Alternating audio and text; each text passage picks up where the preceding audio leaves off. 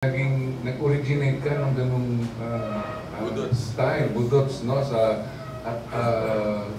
Siya na yung ginagaya ng mga ibang kandidato. Ano masasabi mo dito na nag-launch ka ng isang technique para manalo sa politika?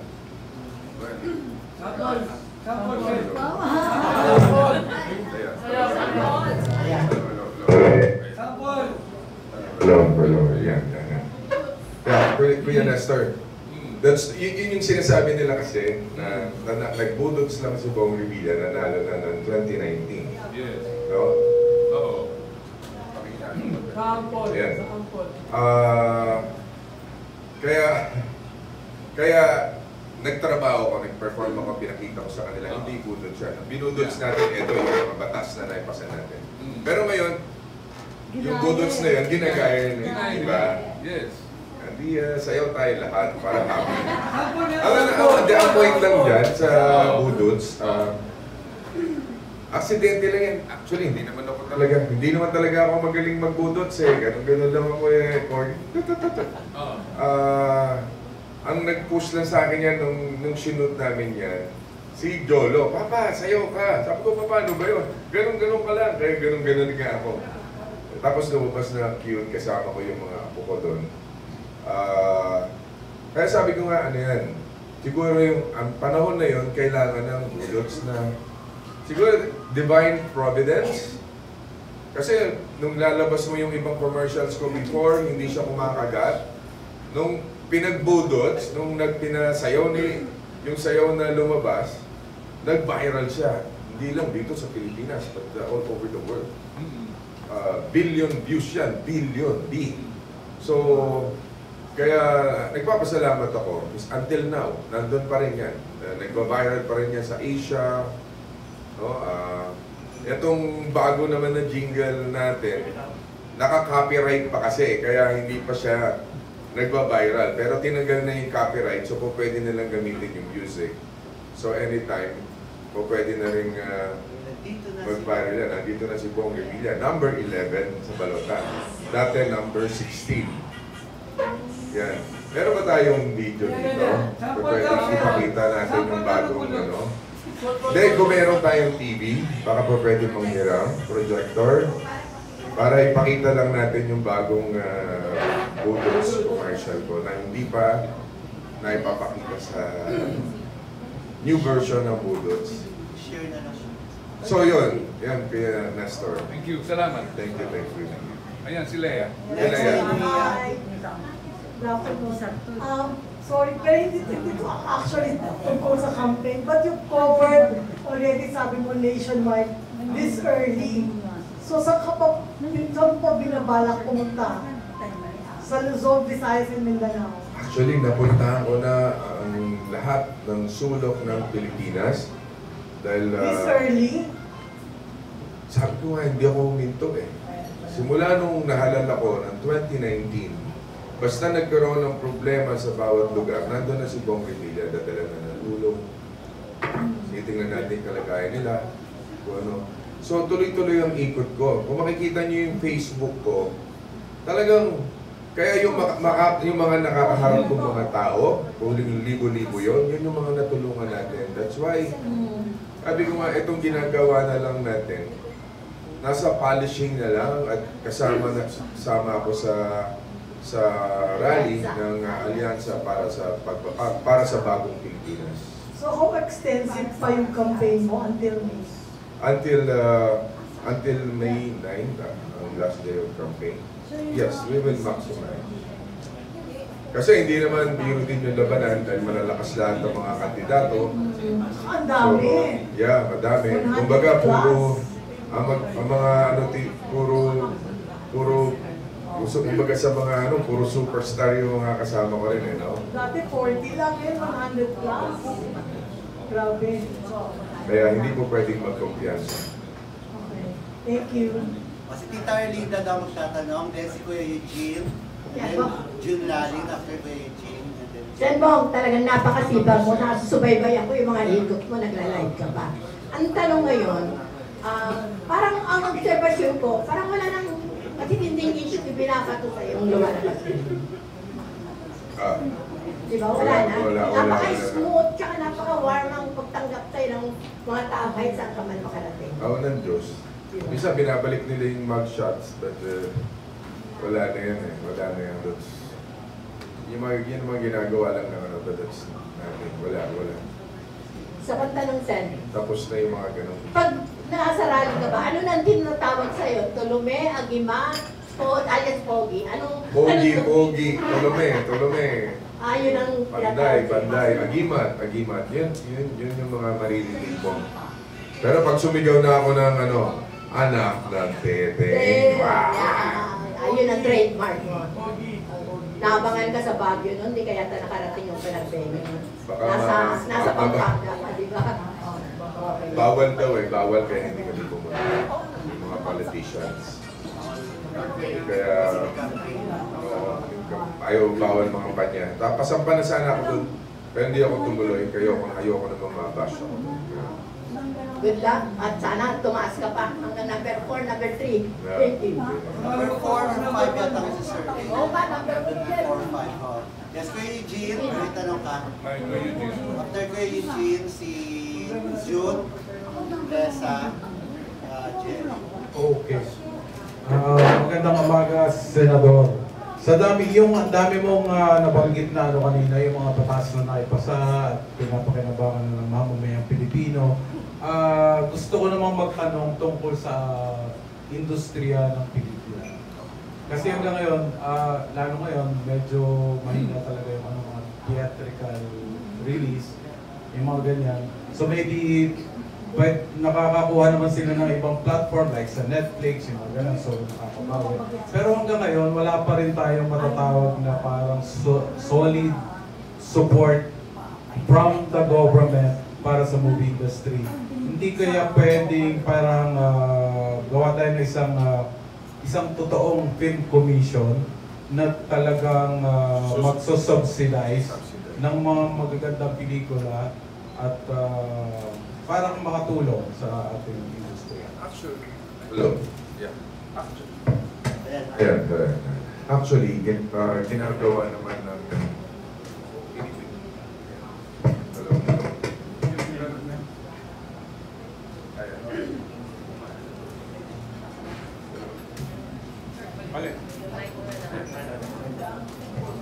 Actually, ginagawa naman ng gobyerno kung paano natin matulungan. Katulad yan, nagpagpasa tayo ng Eddie Garcia Law. Ang tanong lang, nakakatulong ba talaga yung Eddie Garcia Law? Or balita ko may mga hello? Huwag mo nang galawin. May mga nagre-react na producers. Sinasabi na may mga nagre-react na producers at sinasabi mas naapektuhan sila. No?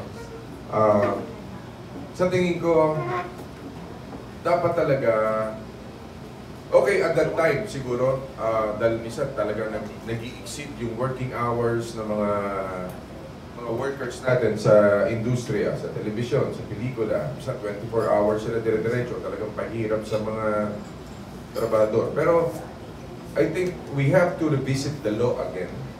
At tingnan natin, we should have a dialogue again with the producers and the actors. Dahil ang nangyayari, yung mga senior, hindi na talaga, yung iba, hindi na kinukuha ng producer. Yung mga bata, nawawala na rin.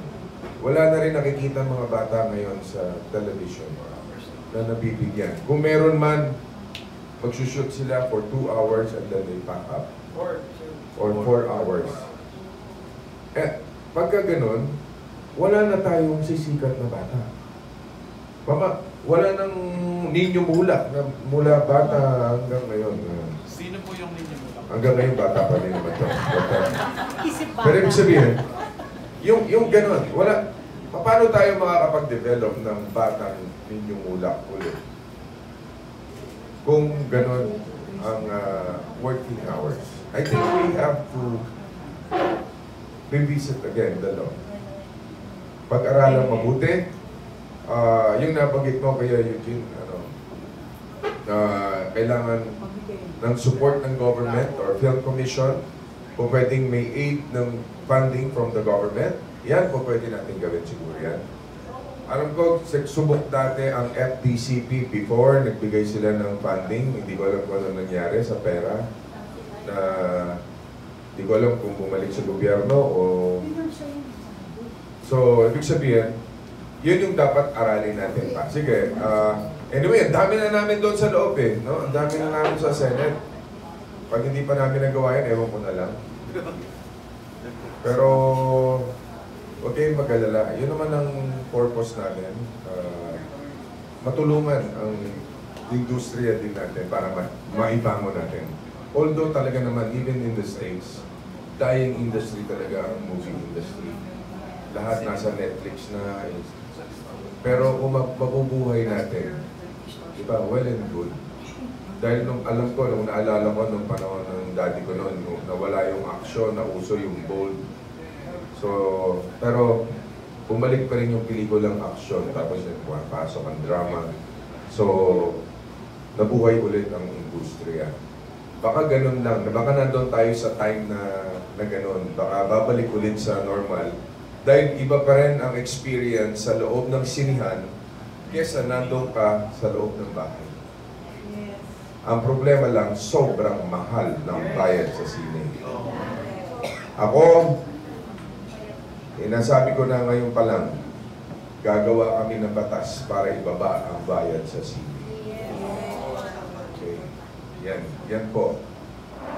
Dahil nakikita natin na medyo sobra na para manood ang isang tao, kasama yung pamilya, mahina 1,000 gastos para makapanood ka lang ng sa sine. Dati, bayad ka sa sinihan ay 50 pesos, 100, 200. Yun ngayon, 200, 500 na yata. 500. Magkano? 400. Pinakamababa. Kaya, kasi sinasabi nila, hindi, kaya naman eh. Nakakabayad naman sila eh. Nakaka-afford. Eh, paano naman yung ibang hindi? Di ba? Mayayaman na lang nakaka-experience ng sine, hindi na na-experience ng iba. Unless sa tingin nila, meron silang sine pang mayaman at meron silang sine para doon sa mga, di ba? Kung gusto na ganun. Pero hindi naman po pwede yun. Hindi po pwede yan eh. I-aayos natin yan. We will make sure na hindi maabuso masyado. Kawawa naman yung mga tao. Maraming salamat, Senator Bong. One last question. May, sasang-ayon ka kaya kung sakaling magkaroon ng mga tinatawag na R-rated movie houses para dun sa mga R-rated films na ginagawa ng ibang kumpanya? Para sa akin yun. Para makapanood ka, kuya. Actually, meron nung araw yan. Sa PICC ba yan nilalabas? Film Center. Film Center. Mga R-rated. Sa CCP, am I correct? Sa CCP. Yes. Experiment. Yun. Kung saan yun. Kung halimbawa na siguro pwede doon. Yes. Okay lang ako. Pero hindi siya sa SM or doon lang, identified lang yung theater na yung mga mahilig lang lumanood, doon sila manood. Ibig sabihin, mahilig ka talaga pag nandun ka, Kuya Eugene. Eugene yung mga mahilig lang. Pinapatanong pala kay Kuya Hindi, Eugene. kasi may mga decente naman na X-rated. Katulad yung mga ginawa ni Peke nung araw. Anong title yun? Scorpio Nights. Scorpio Nights. Although hindi ko napanood yung bata pa ako na. May Scorpio Nights 2. Thank you, Kuya Eugene. So, next si June Lalin. Tapos si June Tessa Lalin. and Jerry. Hello. Good afternoon, sir. Yes, good Kasi, afternoon. ngayon kasi sa showbiz, sinasabi na nasa second reading na yung pagpapalakas sa Sa? magpapalakas po. Actually, yan, tatanong ko sana kung may bala kayong gumawa ng batas para sa mga sound system po. Para mapalakas yung sound system. Pero yun nga po, yung mandate daw po, yung pagpapalakas, sa second reading na, yung mandate para mapalakas po yung, mapalawi yung ng MTRCB pati sa mga streaming. Oo. Kayo po, agree po kayo doon? Yung authority po nila? Kung papasok sila online, for example, social media, para makontrol nila, pati yung fake news, mga ganon. Pag-aralan siguro mabuti. Pero, tingnan natin kung sila yung tamang mag-handle nun, then we will see. I cannot answer directly kung ano talagang pwede, pero pwedeng pag-aralan muna. Pero pwede talaga. Kasi parang nangyari, nakafocus na ang MTRCB sa television and movies.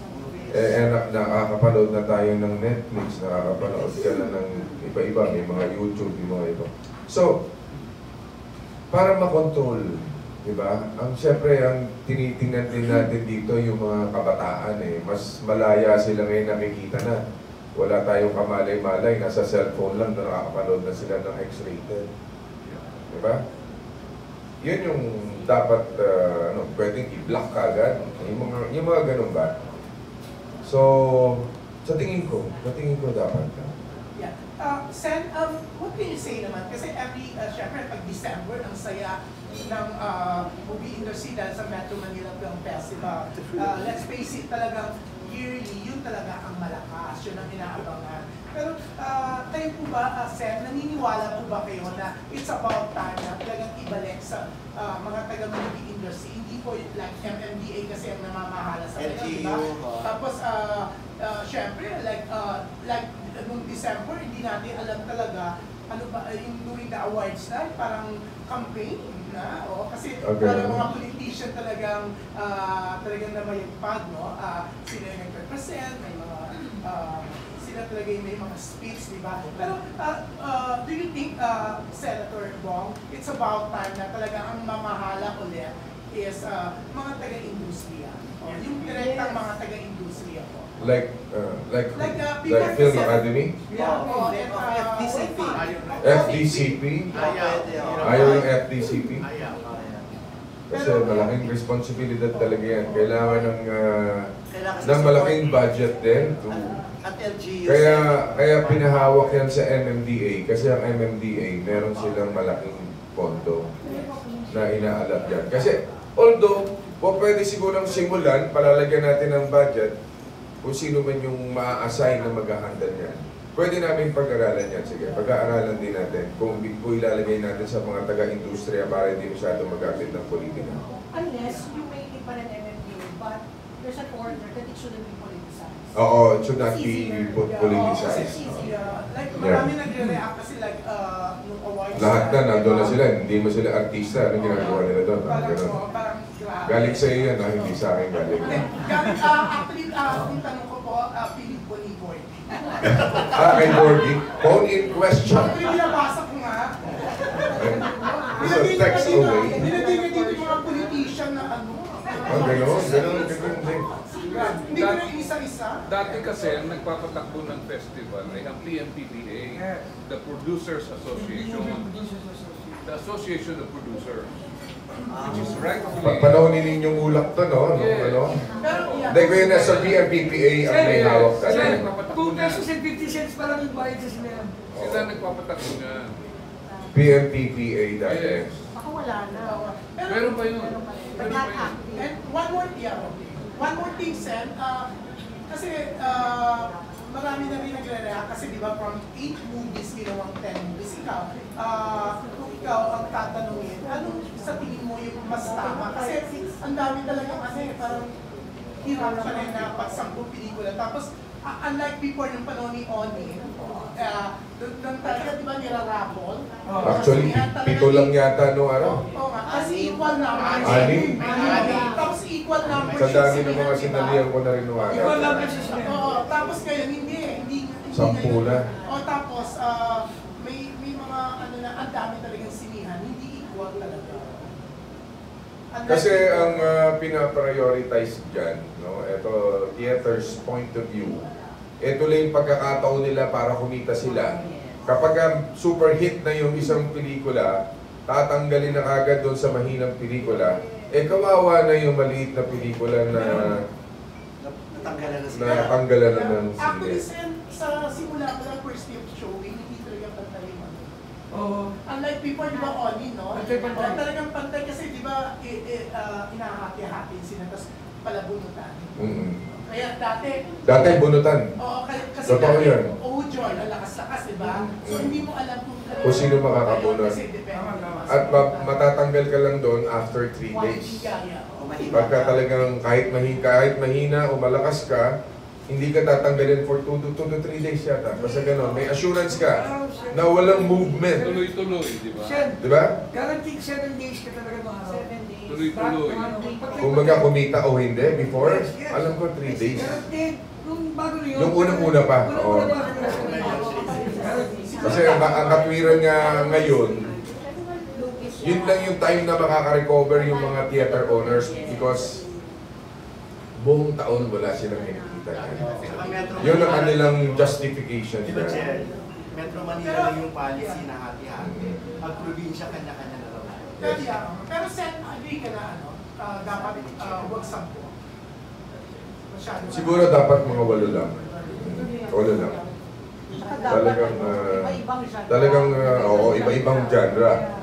Action, comedy, No for kids. There was no for kids. Unlike yung sa panahon mo, di ba? fantasy ako. Fantasy kay Vic Soto, comedy, pangbata. Okay yun. So yan, okay? Alright. Congratulations ha. Nakita, dumaan ka sa Paranaque, di ba? Yeah. Oo, biglaan lang daw yun, pero super dinulog ka. Yeah. Iba daw talaga pupuntahan. Yeah. Hindi, ganun kami mag-motorcade. Hindi namin sinasabi ko saan pupunta. Surprise. Kasi marami na surprise, pero nagsugulan sa mga kalye ng Paranaque yung mga tao. Kasi kunento sa akin yung mga kaibigan ko sa Paranaque. Grabe, ang daming tao talagang. Sabi ko nila makatapos ang tao dito. Grabe. Nakakatuwa. Nabigla daw sila, pero talagang dinulog ka, unannounced. So congrats, Sen. Thank you. Thank you, June. Next, si Tessa, and then si Jerry Odea. Sino pa? Yes, Don- Sen, yes, Don- sabi niyo nga po, marami na po kayo ngayon sa Senado na galing sa industriya. Kaya with your promise today na lahat po gagawin niyo this time, talagang hopeful naman po kami lahat na mangyayari yan. Every time we see you, we ask you for that help. Pero bilang isa po sa mga leaders din po ng industriya natin, kayo naman po, meron po ba kayong mahihiling naman sa industriya natin in terms of output na ginagawa natin, siguro mga artista natin, meron po ba kayong nakikita na pwedeng gawin pang mas maganda ng industriya bilang payo po ng isa sa mga leaders natin? Well, what do you mean? Yung gagawin ng artista para sa... Hindi, yung kami naman po, yung output po ng pelikula naman. Ng pelikula? Opo. Kasi sabi nila minsan din daw kaya hindi napapanood. Hindi din... Yeah. For the producers and the... Well, as we can see naman, they're trying their best na makagawa ng mga quality movies. To compete talaga. Kasi hindi lang ang competition locally, not only in the Philippines, but they're also competing in other countries. So, kaya yun yung nakaka-proud naman sa mga ginagawa ng iba. At yung iba naman, nakikita natin talagang they're trying their best na papaganda yung pelikula. So, siguro nga, ang kailangan talaga ay paano natin na may babalik yung sigla ng manonood sa sinihan. Dahil sa totoo lang, ang gaganda ng mga ginagawa nilang pelikula. Kulang lang yung mga nanonood. Minsan, katulad nung before the Metro Manila Film Festival, super hit yung kay Katniel, no? Katniel. Katden. Kay Alden at saka kay Kat, no? Yun yung super hit. Medyo parang nakuha na yung pondo. Limited lang din siguro yung pondo ng dahil sa sobrang mahal ng sine. Siguro kung mabababa yung presyo ng sine, baka kaya pang maka-afford na manood pa ng Metro Manila Film Fest. So, in other words po, you're really proud naman po of the work our industry is The doing. way, yes, nakikita ko na malaki na yung improvement. Yes. And Sen, ang ganda po ng kanina ho, i-remind niyo po kami ng lahat ng mga nagawa niyo for the country, no? Because natatandaan niyo po before laging may stigma yan pag artista ang tumatakbo. Do you feel now that hindi na po ganun ang stigma ng yung mga tao, hindi na nagsasabi, ay, artista na naman tumatakbo? Nawala na po ba yan? Sa tingin ko, because of my... kaya nga, every time na nag-speech ako sa entablado, yun yung sinasabi ko para for them to know kung ano yung mga accomplishments ko as Vice Governor, Governor, and Senator. As a public servant. Hindi ako nagbabaya sa trabaho ko. Nagtrabaho ko, pinatunayan ko yan. Miski sa lalawigan ng Cavite, nung ako'y naging gobernador, nagtrabaho ko. So, ang masasabi ko lang, yung mga bumoto sa akin, simulat sa pool, yung mga lola at lola na hindi sila napahiya kay Bong Revilla dahil nag-perform siya. Nakatulong din po, nakatulong po sa mga ibang artista rin na gusto mag-servisyo. Yeah, yung sa mga iba naman mga artista na gustong magserbisyo din, nakikita naman natin sa puso nila kung ano yung totoong nasa puso. Pero sabi ko nga, malaking responsibilidad yan na dapat panindigan nila pag nandiyan na sila. And last question na lang po, Sen, kanina po, nag-usap tayo, sabi nga natin, taas po ng position mo in the survey, si Kong Lani po, and of course, ang Iman, parang talagang pasok na po ang contested po, Mr. Revilla po ang tumatakbo. As the patriarch now of the family, ano pong masasabi mo na gano'n na po yung suporta ng mga tao sa inyo? How do you feel that that's the trust that they give you? Well, I'm so thankful. Lani is unopposed. Ram, Vice Governor, unopposed. Yung sa Bacoor, lahat unopposed, from councilor up to mayor, up to board members, unopposed. Lahat walang kalaban. Dahil siguro sa performance yan, no? Dahil kung masama ang performance ng liderato, lalaban sa'yo dahil masama ang performance mo. Isusuka ka ng tao. Kaya yung sinasabi about dynasty. Kung ang tao ayaw sa'yo, they will not vote for you. No? Yun lang.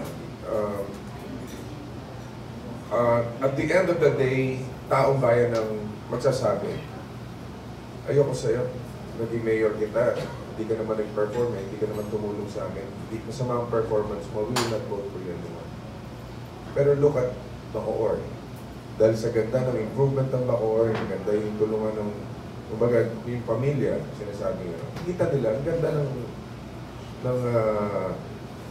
ng public service, yung pagtulong sa mga mamamayan, nakakatulong at nag-perform.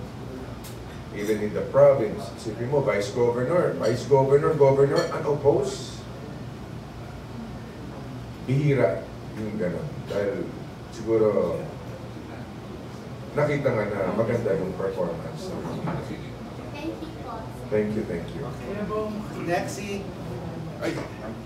Jerry Ulea, and then si Yes, Jerry. Janice Nabida after Jerry. And then sa ating mga vloggers, baka meron sa magtanong. Hello. Mike, ito na. Sen, paano ka sinusuporto ng pamilya mo? Considering nga sina Lani, sina anak, unopposed naman sila. Paano naman sila sumusuporta sa iyo? Dahil kumbaga, laban mo itong pag-iisip. Well, basta't libre sila, mga kampanya sila for me. Pero sabi ko nga, kahit yung suporta ng tao sa ground, kailangan ako pa rin yung kumarap eh, no? As much as I can, I'll do it. Ayoko rin isa i-involve sila, pero si Lani is very active. Actually now, nasa Batangas siya for 2 days na, campaigning for me. So, kaya yung asawa ko, si Lani, talagang very supportive talaga. Kaya napakapalad ko. Kaya kung ako'y mamamatay at mabubuhay muli, siya pa rin napipili ko. Kasi natin yung lodi ko.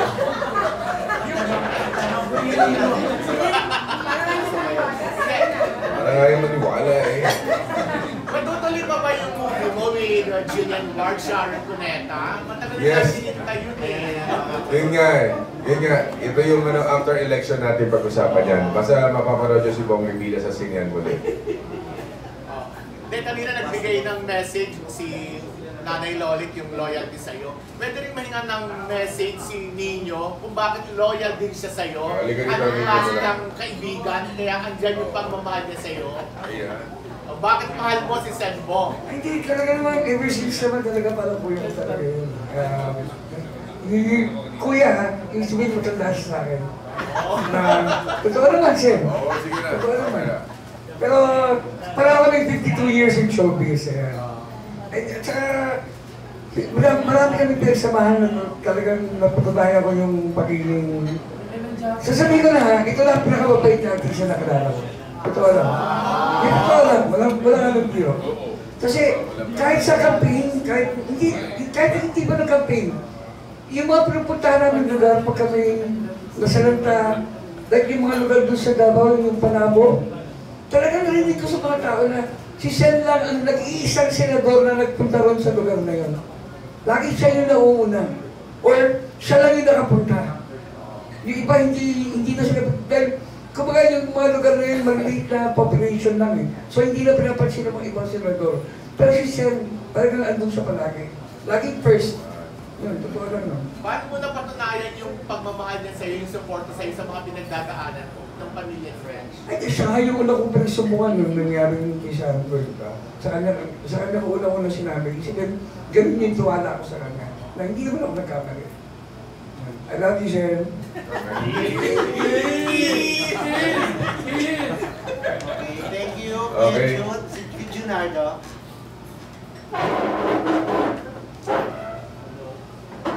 Ay! Gumana na. Ito na. Okay lang. Ito na. Okay lang, Sen. Bigyan ko na yung 10,000 ko. 80 ka na? Di ba, may senador mo para sa amin, ikaw ang number 1. Senador, di ba? Tama ba sa Roberto? Ayan. Sen, may natanong yung pelikula mo eh. Ikaw ba wala kang balak tumakbo presidente sa 2020? Alam mo, yun, nakulong na ako dahil dyan sa mga ganyan. Ano na yan. Ayaw ko niyan. Sa kanila na yun. Ayaw. Baka tulong lang tayo dito sa mga senador. Okay na yan. Ayoko. Sa kanila na yan. Kaya may lumabas, di ba? Na pinaputok nila sa social media. Pagka na-impeach daw si Inday Sara, ako ang papalit. That's fake news. No? That will never happen. Yung para ako yung papalit. Hindi ako ganun klaseng tao. Hindi. No. Saka wala po akong ambisyon dyan. Wala na. Maybe noon nangarap ako, but no more. Okay. Okay. Good. Okay. Ito na, yung bang nasa trailer mo noong tatlong characters mo? Yeah. Sa Multiverse, may kinalaman mo rin sa film festival Hindi. Yun ang, that is part of the, yung kasama ng commercial sa campaign. Parang ito, sila ang, di ba, Panday, Agiman, Panday, ang mga pogi. Para sa akin, para kay Bong Revilla, hindi sila ang bida. Ang bida, yung mga tao. Kayo ang bida. Pero kung ano ang gusto nilang pelikulang gawin ko doon sa tatlo na yun, gagawin ko. Papasurvey natin yun. Pwede rin naman pagsamahin sila sa isang pelikula. Intriguing kasi. Ang hirap lang. Mahirap. Palit-palit ka ng costume, Diyos ko po. Okay, thank you very much. Good luck. Ito ako susundang tatanong. Okay. Ito na, Senator Bong, your friend, your unbothered, your nonchalant and stoic friend, Janice Navida. Grabe. After kay Janice, si John Michael Bueno. Wow! Sa'yo yan. Ayan, Senbong, ayan, thank you muna kasi pinapapil mo sa amin na talagang number 1 kami sa'yo. Kaya naman, number 1 ka din sa amin. Grabe sa bawi. Alam ni Senbong, yung mahal ko siya mula noon hanggang ngayon. Oh! Ang lalim! Hindi, pero ito, Sen, kasi kanina na-mention niyo po na noong 2019, ang challenge for you nung tumakbo kang bumalik ka sa Senate is to prove yourself after what happened. So ngayon po, na muli kang tumatakbo, ano yung most challenging part sa pag-iikot mo sa buong Pilipinas? Actually, napakalayo yung difference nung pagtakbo ko ng 2019 at sa ngayon. Siguro kasi dahil alam ng tao yung aking performance bilang senador, yung accomplishments ko na nababalita na rin through you guys, through sa tulong ninyo ng mga ibang media na tumutulong sa atin. So, kaya ang layo na ng difference. Saka nawala na yung stigma, yung dahil lumabas na nga yung desisyon na talagang malinis yung pangalan ko. Yun yung pinaka... Kaya sa tingin ko nga, yung popularity ng 2010, bumalik siya. Kung kailan yung pagtanggap sa akin, yung init ng pagtanggap, yung pagmamahal, bumalik yun. Go, Janice! Go! I-off mo muna, Janice. Pero kasi, Malilipod ko para sa'yo. Ito.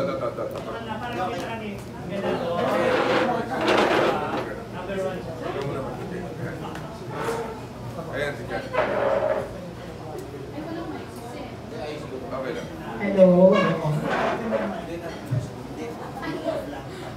Pero Sen, kasi dati, nung tumatakbo kayo, parang ilan lang po kayo showbiz personalities na tumatakbo for Senate. Ngayon po, super dami na yung galing sa showbiz, sa news, sa public service. So, part din po ba ng challenge yan na makapasok kayo dun sa top 12? Kasi nga po, di ba, yung survey ngayon, ang dami yung kalaban din. Ayokong maliitin yung bawat isa. No? Ang sa akin lang, at least ako, yung para sa sarili ko lang, yung masasabi ko yung nagawa ko para sa bayan. Dahil yung iba, babago pa na sila papasok, so we cannot compare. Kaya hindi natin po pwede. Alam naman natin yung puso ng bawat isa, may puso din yung kaya. Pero yung sa akin, at least masasabi ko, yung accomplishment, yung nagawa ko na. Sabihin, ano bang, ang tagal mo dyan, wala ka naman natin nagawa sa bayan. At least ngayon sabi ko, kung ano yung mga nagawa. So, hindi niyo po sila tinitignan na competitors? No. Taga-showbiz din. Pero do you think... Although meron kaming alyansa para sa Bagong Pilipinas sa yung mga kasama na. Meron naman silang ibang grupo. Pero in your opinion, Sen, is it a disadvantage or advantage na maraming from the industry na nagiging senador po? At kung sakali po, ano po yung naitutulong ng pagkakaroon ng maraming taga-industriya sa Senado, sa ating movie industry? Kasi, ganito yan ang tao ang pumipili kung sino yung gusto nilang iboto. So, karapatan ng bawat isa kung sino yung gusto nilang maging senador o kung sino yung gusto nilang ihalal. Pero ayokong, siyempre, mga kasamaan din natin sa industriya, ayoko na lang mag-comment about it. Baka makasakit pa ako. Pero so far, Sen, di ba nung last, ilang kayong from the movie industry, kayo, si Sen Jingoy, si Sen Lapid, Sen Robin. So, doon naman po, nakikita nyo na may nagagawa talaga kayo for the movie industry. So, ano po yung mga batas na naigawa nyo na nakatulong sa ating katulad ng industry? Eddie Garcia Law, marami pang iba. Marami tayong naitutulong din sa kanila sa pangangailangan, sa health, ano man, yung mga ibang pangangailangan for the industry. At yung mga ano po, yung mga... yung amusement tax, di ba? Ako yung main author noon ng na-reduce natin from 30 to 20% or 10%. No, dati ganun. Yun yung ano, yung nagawa ko yun sa movie industry. Tsaka yung mga movie workers po na wala ng trabaho, nabigyan po ng ayuda. Right. Ayuda. Yes. Kita mo, katulad nun, wala silang trabaho. Nung nabigyan sila ng ayuda, happy sila. Dahil at least napansin sila ng gobyerno. Kaya hindi natin po pwedeng sabihin na tanggalin mo yung ayuda, huwag nyo bigyan ng tulong ang mga tao kasi napupoliticize. I think that's unfair para sa sambayan ng Pilipinas. Last na lang, Sen, sa showbiz naman po. Kasi before, may plano po, di ba, na magsama-sama kayong mga action stars na gumawa ng isang malaking movie na The Expendables. Tama po. Pwede pa po ba siyang mag-push through? Kasi marami pong nag-aabang na baka ito na yung sakaling mag-box office sa MMFF next year kung matutuloy. Yeah, why not? Di ba dapat nagsasama-sama kami? Meron lang nangyayari na dito. Pero mangyayari pa rin yan. Don't worry. Totoo po ba kasi ayaw daw po kayong i-direct ni Coco? Ay, hindi naman totoo yun. That's not true. Hindi naman siya yung magdedirect na rin. Hindi siya. Nag-intriga ka na naman, ha? Hindi kasi Sen, sabi ni Starstruck mabait na bata si Coco, mabait. So, alam ko malaki na tutulong niya sa mga kasama natin sa industriya. Hindi kasi Sen, nahihiya raw si Coco na syempre malalaking artista kayo, ni Starstruck daw siya sa inyo. Okay. Ayun, thank you Sen, sana nga po matuloy. Thank you. Ayaw talaga paawat ni Janice. Power vlogger si John Michael Bueno. And then for our last question, from the President of Speeds. Wow! I follow your son religiously on social media, Brian. And of course, Jolo as well. You guys have been doing politics for quite a while now, but I'd like to ask, how do you make time for family if you're this busy? Hello. Yeah. That's what we call time management. You should always find time for the family. Never zero for the week. In spite of your very hectic schedule. Grabe talaga ang schedule ng ano. Pero kailangan may oras ka pa rin sa family. What advice? Like tomorrow, Sunday, meron kami get together with the whole family. So, yung ganun, yung oras. Kaya busy ka rin ng Sunday.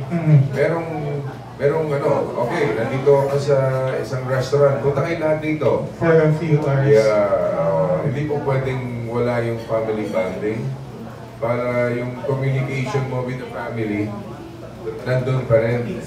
Kasi yung ties ng ano, yun ang naging training ng mami ko sa amin at ng tatay ko. Pagkakakain, yan, lahat kami, yung magkakapatid. Nandiyan kami sa harap. Oh, sige, anong nangyari this week? Ganun. Anong problema mo? Ganun. So, tinutuloy lang namin yung natutunan namin sa magulang. Yeah. To my father and my mom. What do you think is like a legacy you would want Brian, Jola, and the rest of your family to actually emulate? With you, of course, as their patriarch. Ano yung gusto mong matutunan nila muna? And then, ano yung gusto mong mangyari sa kanila sa buhay nila? Well, ito pala yung sinasabi sa kanila. Always use your heart. Pag ginagamit mo yung puso mo, you'll never go wrong with it. No? Your heart, your brain, no? Puso, kailangan hindi ka, yun ang magiging guide mo sa lahat ng bagay. At huwag kang mananakit ng kapwa mo na makakasakit ka sa damdamin ng kapwa mo. Yeah. Kasi may balik yun eh. So, yeah. Alright. Sir, meron po ba kayong binigay sa kanila na warning? Like for example, in politics, of course, it's really bad industry to be in. Parang double-edged sword siya na you can do good, but you can also encounter bad things. Well, the perfect example is me. No? Victimized tayo ng bad politics. Painful experience, unforgettable experience. And they know that. Because kasama ko sila na dumaan doon sa proseso na yan sa pain na yan. At kasama ko sila